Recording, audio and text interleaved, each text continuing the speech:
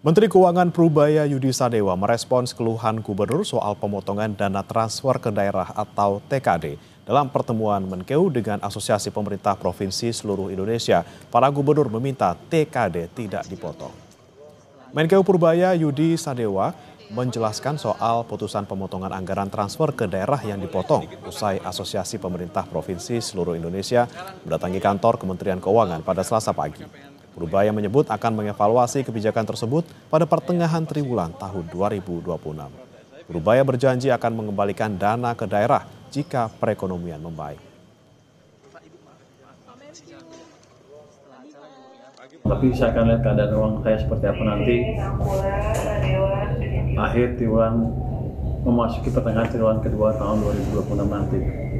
Kalau emang ekonominya udah bagus, pendapatan pajaknya naik, core tax lebih bagus, biaya cukai yang ada bocor, pajak yang ada bocor, harusnya kan naik semua kan. Kalau naik semua kita bagi. Tapi saya tidak dalam posisi sekarang membayangkan sustainabilitas kebijakan fiskal. Sebelumnya, Asosiasi Pemerintah Provinsi seluruh Indonesia mendatangi kantor Kementerian Keuangan untuk bertemu Menteri Keuangan pada Selasa pagi.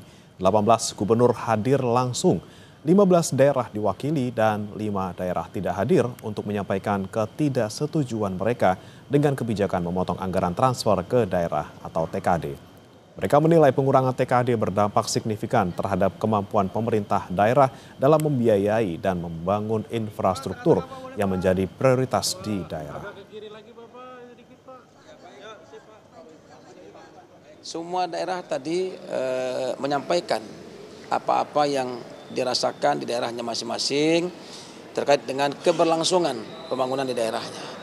Kita akui 2026 berat sekali memang teman-teman daerah, apalagi daerah yang fiskalnya rendah, ya, PAD-nya rendah, TKD-nya juga rendah, ini berdampak luar biasa. Nah, Pak Menteri respon tadi, beliau respon sekali dan berjanji nanti di 2026 karena sudah menjadi produk hukum undang-undang APBN, beliau tadi berjanji di 2026 sambil nanti berjalan evaluasi lagi. Itu 10 triliun sekian, di tahun 2026 itu sisa 6,7, jadi kita kepotong 3,5 triliun. Dari 3,5 triliun itu potongan terbesar itu ada di DBH, jadi potongan DBH kita itu 60%.